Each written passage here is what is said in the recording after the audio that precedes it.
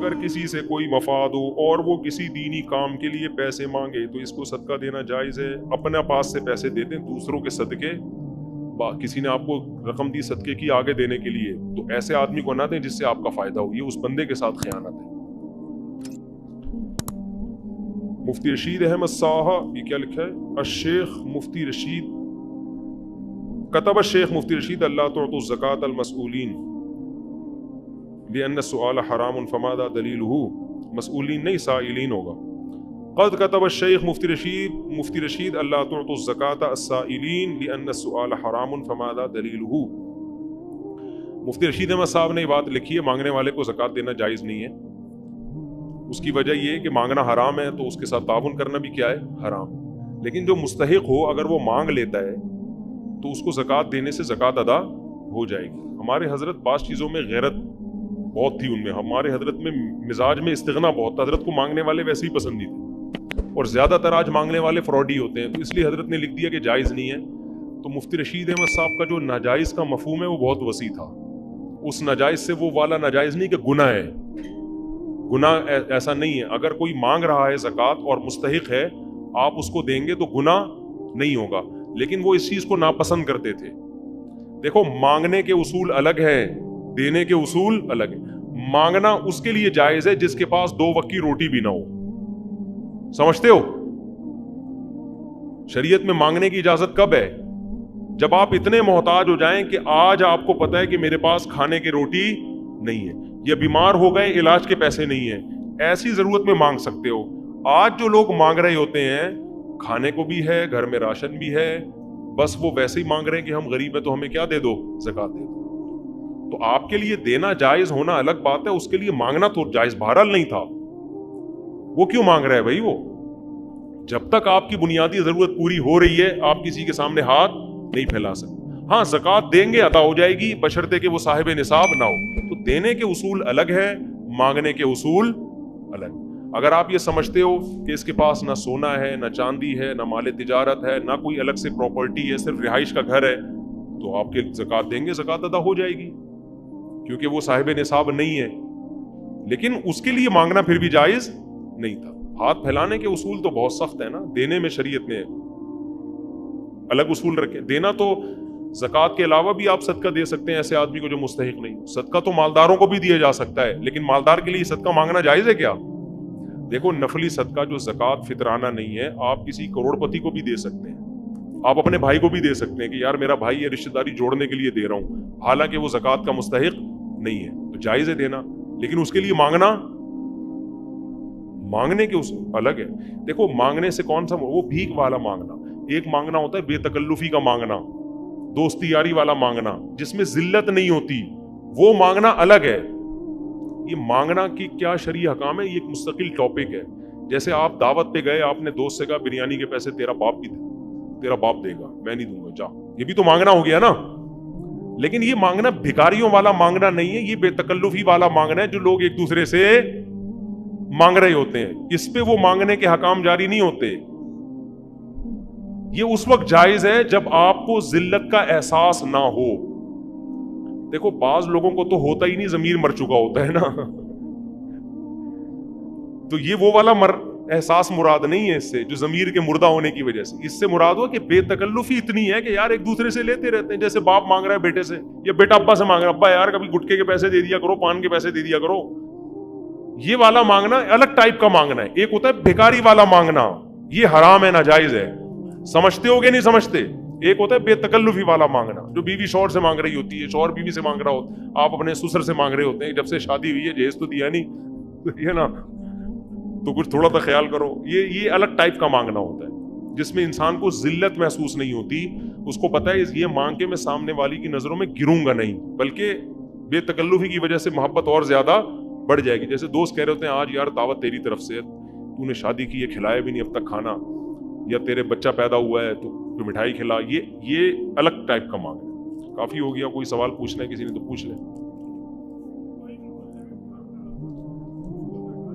بالکل.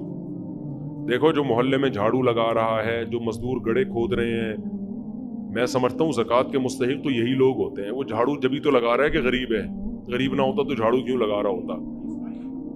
عیسائی کو زکوٰۃ نہیں دے سکتے، ویسے صدقہ دے سکتے ہیں عیسائی کو۔ اسی طرح جو بیچارے مزدوری کر رہے ہیں نا، گڑھے کھود رہے ہیں، زکوٰۃ جا جا کے ان کو دیا کرو، جا کے مانگنے والوں سے اپنے آپ کو بچاؤ۔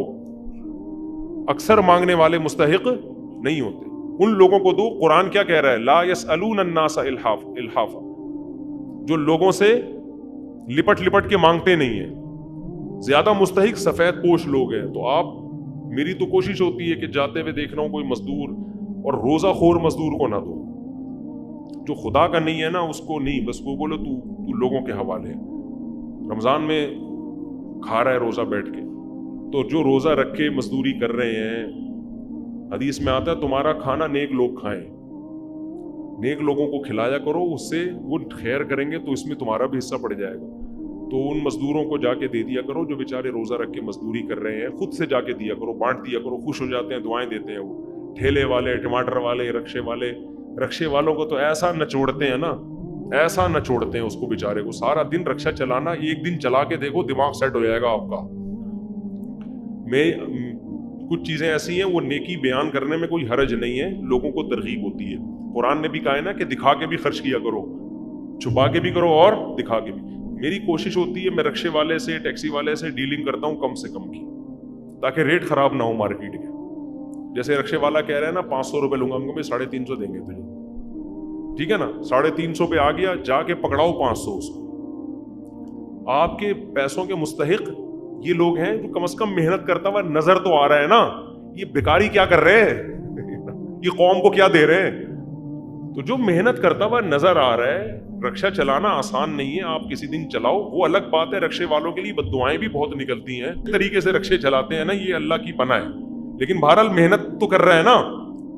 تو ایسے لوگوں کو دیا کرو، رکشے چلا رہے ہیں، مزدوری کر رہے ہیں، کنواں کھود رہا ہے، گڑھا کھود رہا ہے، پلستر کا کام کر رہا ہے، عمارت بنا رہا ہے، تو چپکے سے جا کے زکاتیں بانٹ کے آ جایا کرو۔